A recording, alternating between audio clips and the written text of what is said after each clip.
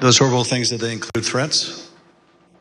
Yes, a lot of threats, wishing death upon me, telling me that I'll be in jail with my mother, and saying things like, "Be glad it's 2020 and not 1920." That's Were a lot of these threats and vile comments racist in nature? a lot of them were racist. A lot of them were just hateful. But yes, sir. Election workers Shay Moss and her mother Ruby Freeman, they testified, talked about the things that they went through in response to doing their damn jobs as election workers. But because the fever had grown, Donald Trump had thrown all this doubt into his supporters' heads, and they also thought every element of anything to work normal within our system was fraudulent. So much so that there's time to threaten people. Racial attacks, crazy how that works. Some of those things just don't really add up unless you're a Trumper. Here's more, because some of these accusations that they threw at Shay and her mom were absolutely ridiculous. Here's more. Mr. Giuliani accused you and your mother of passing some sort of USB drive to each other. What was your mom actually handing you on that video? A ginger mint. A ginger mint. A ginger mint is what actually they were talking about when it's USB drives, and look at these fraudulent election workers. But that of course led to people going crazy on these attacks. It would be funny if they weren't trying to kill them. Here's more. There is nowhere I feel safe. Nowhere. Do you know how it feels to have the President of the United States to target you? The President of the United States is supposed to represent every American, not to target one. But he targeted me, Lady Ruby, a small business owner, a mother, a proud American citizen who stand up to help Fulton County run an election in the middle of the pandemic.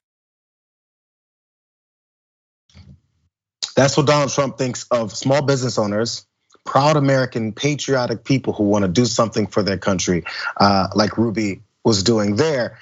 He doesn't care because he doesn't care about America. He cares about himself. So much so, really fast, it even sent them into hiding. That's how bad this went. Let's watch more. And that your conversation with the FBI about needing to leave your home for your own safety, or perhaps recommending it. Do you remember, was there a specific threat that prompted that, or was it the accumulation of threats that you had received? What prompted it was getting ready to, January 6th was about to come. And they did not want me to be at home because of all the threats and everything that I had gotten. They didn't want me to be there in fear of, the people were coming to my home, and I had a lot of that. So they didn't want me to be there. Just in case something happened, I asked, how long am I going to have to be at home? They said at least until the inauguration. So you go into hiding for being a patriot and working for your country. A graphic to you guys, because this details it even better. The threats and harassment that ensued even reached Moss's grandmother, who called one day screaming to say people had knocked on her door. When she had opened it, they tried to push into the home in search of Moss and Freeman. Moss recounted how awful she felt telling her grandmother, who likes to get her steps in walking around the neighborhood, that she has to stop exercising outside for her own safety. A prisoner in her own home because she decided to work the elections of the country that she loves, that apparently does not love her back, yes. Yeah, and one thing that stood out to me during the hearing was actually right before Shay Moss gave her testimony, the chairman was pretty delicate with her. And I just noticed it, and I realized as she was talking why.